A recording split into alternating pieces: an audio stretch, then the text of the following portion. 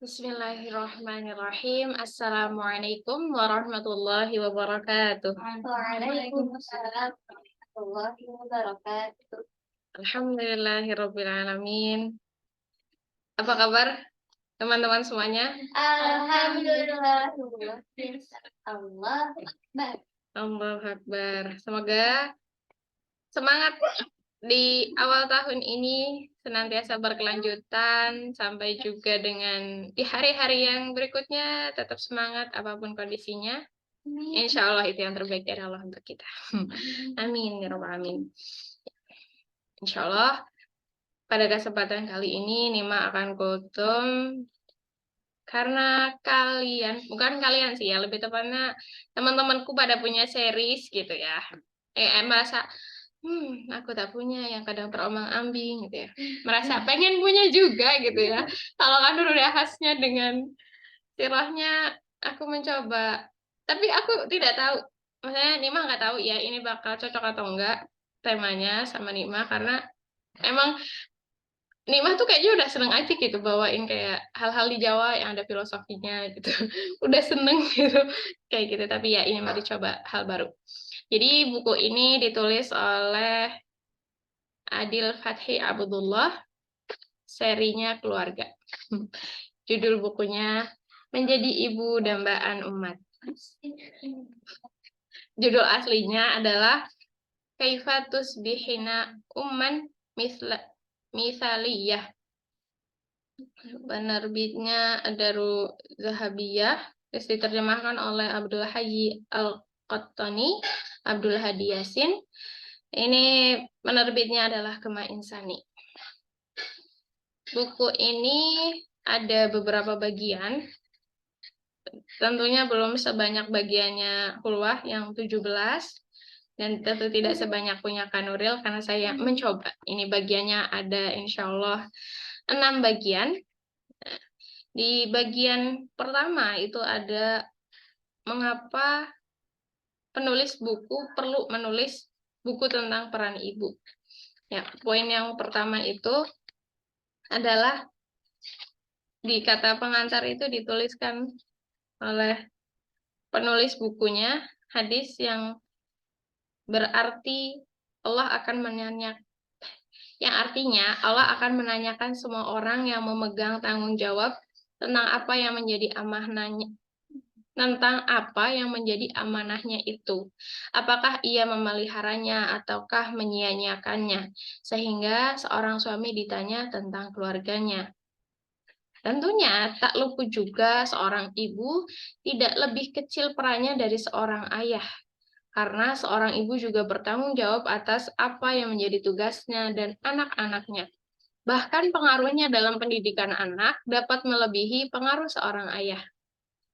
Benar bahwa ungkapan ini benar gitu, karena sering disebutkan al-ummahat madrahatul ula buat anak-anaknya gitu ya. Bahkan kalau seorang ibu berhasil mendidik anaknya itu berarti sedang mempersiapkan satu generasi gitu ya. Jadi memang sangat dahsyat pengaruhnya. Nah, penyiapan menjadi sosok ibu dalam mendidik anak pertama adalah dasarnya keimanan, keikhlasan, ilmu pengetahuan, dan kesabaran juga itu menjadi hal penting gitu. Maksudnya pondasinya itu. Terus penulis menutup kata pengantarnya, semoga setiap pembaca buku ini berkenan memberikan doa yang baik dan mustajab kepada pengarang buku ini. Akhir ucapan kami adalah segala puji bagi Allah, Rabb semesta alam. Jadi ini beliau menuliskan di tahun 1421 Hijriah. Nah, kita masuk ke bagian 1 tentang pesan Islam mengandung petunjuk yang dalam akan peran sebagai ibu. Nah, Islam itu telah memberikan wasiat dalam banyak tempat, baik dalam Al-Quran maupun dalam sunnah terhadap kedua orang tua, dan mengkhususkan wasiat untuk sang ibu agar kita sebagai anaknya ibu gitu ya, berbakti dan berbuat baik kepadanya. Ada yang ingat hadis yang suka dihafal di zaman TK tentang ibu? Al-jannatu tahta aqdamil ummahat. Iya, betul. Sampai sekarang itu Sofia, Faisal, kalau lagi apa misalnya emasnya ada yang ngambek atau marah sama mamahnya. Hadis itu keluar dari Sofia sekarang. Dulu Faisal yang suka bilang begitu.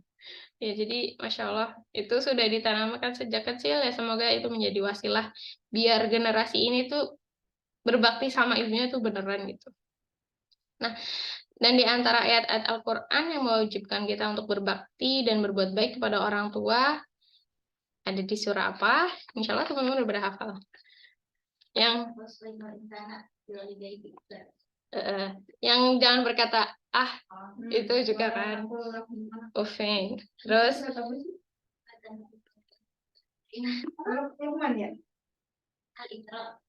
nah, ini Nima akan ngambil yang tadi katakan Nur yang di Quran surah Luqman yang artinya dan kami perintahkan kepada manusia berbuat baik kepada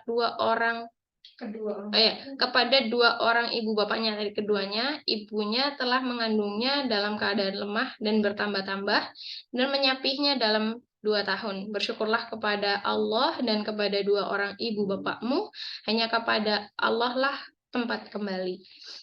Kata di sini ada yang artinya tadi kan ibu itu mengandung dalam keadaan lemah, alwahan, kelemahan yang bertambah-tambah. Kemudian pada saat ibu udah lemah, berat, disuruh pas lahiran itu ya, merasa sakit, capek, ibaratnya kayak pertaruhan antara hidup dan mati ya loh, orang-orang seringnya begitu ya. Dan kemudian sejak bayinya belum bisa mendengar sudah dengan senang hatinya ibu itu mendoakan nak kamu jadi anak yang soleh ya soleh atau soleha gitu jadi bahagia selama dunia akhirat itu ibu kita senantiasa dengan apa ya ya senang hatinya gitu maksudnya menyambut kita dengan bahagia dan meskipun tidak berwujud sebagai malaikat apa ya malaikat tak bersayap di dunia itu barangkali ya memang ibu kita gitu ya siap memeluk kita mendengarkan keluh kesah kita senantiasa juga mendoakan kita jadi beberapa waktu lalu Nima ngeliat di berita gitu jadi ada seorang nenek itu di Masjid Nurul Asri apa ya ya pokoknya di kontennya Masjid Nurul Asri gitu ada seorang nenek-nenek berusia 80 tahun itu di pinggiran Jogja sana gitu ya itu ternyata ditinggalkan oleh anaknya saudara tidak punya maksudnya nggak punya kakak adik gitu beliau anak satu semata wayang dari orang tuanya dulu dan anak-anaknya ternyata tidak pernah mengunjungi beliau jadi ya udah sepuh serba terbatas tapi yang bikin salut gitu ya ibu itu nak dimanapun kamu berada meskipun kamu tidak pernah mengunjungi ibu doakan kamu semoga tetap sehat bahagia dimanapun kamu berada itu kayak ini mah nyes ya Allah kok ya tega-teganya ada anak meninggalkan ibunya di masa tuanya gitu terus juga kan kalau kasih ibu bagai sinar sang surya gitu ya belakangan ini juga ada kasus di mana seorang anak yang dengan sukarela itu menjaga merawat ibunya selama 12 tahun dengan keterbatasan tidak ada listrik, tidak ada air dan itu kasusnya ternyata di Jakarta itu yang namanya Tiko gitu kalau teman-teman pengen tahu kisahnya. Viral. Ya. Ayat-ayat Al-Quran juga mengkhususkan tentang ibu ya sebagai tempat bagi sang anak untuk berbakti dan berbuat baik. Demikian juga terdapat dalam hadis sahih yang mewasiatkan agar berbakti dan berbuat baik kepada sang ibu. Tadi sudah sempat dibacakan oleh Kak Nur. Dan ada satu yang populer juga yang dari Abu Hurairah radhiyallahu anhu meriwayatkan bahwa seseorang datang kepada Rasulullah Shallallahu alaihi wasallam dan berkata, "Wahai Rasulullah, siapa orang yang paling berhak saya perlakukan dengan baik?" Rasulullah bersabda, "Ibumu." Dia bertanya, "Setelah itu siapa?" Rasulullah menjawab, "Ibumu." Dia bertanya, "Setelah itu siapa?" Rasulullah menjawab, "Ibumu." 3 kali, "Ibumu, ibumu, ibumu." Terus pertanyaan yang keempatnya Dia bertanya, "Setelah itu siapa?" Rasulullah menjawab, "Bapakmu." Hadis tersebut diriwayatkan oleh Bukhari Muslim. Ya, jadi ada di qasidah juga, derajatmu 3 tingkat dibanding ayah gitu. Itu tentang ibu, Masya Allah. Dan ketika nanti di usia senja, barangkali pasti ibu kita akan menjadi kembali manja. Mungkin kayak dulu manjanya kita, pengen disuapin, pengennya deket-deket mulu sama anaknya. Kayak Nimah punya tetangga, anaknya beberapa ada yang merantau, ketika sudah sepuh itu kayak telepon mulu, manggilin mulu, anaknya tiba-tiba bangun juga nyari, "Ini di mana?" Padahal anaknya itu posisinya merantau gitu. Ya, kayak gitu. Akan mungkin ya sering meminta untuk kita pulang atau bagaimanapun butuh ingin diberikan perhatian lebih. Kalau ketika ibu kita kecil merawat kita dengan kasih sayang, semoga gitu ketika ibu kita tua, kita juga bisa memberikan bakti yang terbaik dan penuh dengan kasih sayang, bukan malah menyerahkan ibunya kepada panti asuhan atau ya di panti panti asuhan sih Mima, di panti jompo maksudnya. Iya, itu. Kemudian wasiat Islam kepada wanita secara umum juga rahmat Islam bagi para wanita. Jadi ada surah An-Nisa yang sedang Nimah proses hafalkan gitu ya, Masya Allah. Nimah tuh sampai masih terkagum-kagum gitu. Iya tahu aja juga ada surah namanya An-Nisa gitu di dalam Al-Quran. Tapi belum pernah, kan kalau sekarang ada tugas tabur gitu. Jadi kayak Masya Allah ya perempuan gitu. Di depannya juga udah dibahas bagaimana ketika seorang laki-laki akan meminang seorang perempuan dihargai, bukan dihargai sih, udah ada mas kawinnya gitu. Dengan adab-adab yang baik gitu. Dan ya tentunya itu menjadi keistimewaan seorang wanita di dalam Islam gitu. Nah, eh, ketika ibu didahulukan tadi di dalam hadis daripada ayah, dan saudara wanita dibandingkan saudara lelaki, kemudian mereka menjadi yang terdekat. Kan banyak tuh ayat-ayat yang soimi nawas soimat gitu-gitu. Itu berpasangan dan seringkali ya itu perempuan itu didahulukan gitu. Nah, oleh karena itu seorang ibu lebih berhak memelihara anaknya serta membesarkan anaknya karena ia telah mencurahkan segenap tenaganya dan merasakan letih yang demikian berat dan membesarkan anaknya itu yang tidak ada seorang pun pernah melakukan seperti yang dia lakukan itu. Jika Islam telah berwasiat untuk berbakti dan berbuat baik kepada kedua orang tua dan mengkhususkan sang ibu dibandingkan sang ayah, demikian juga halnya ketika mengharamkan durhaka kepada kedua orang tua.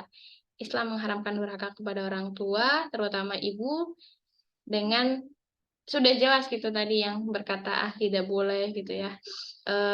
Ini baru di bagian A-nya dari bab satunya.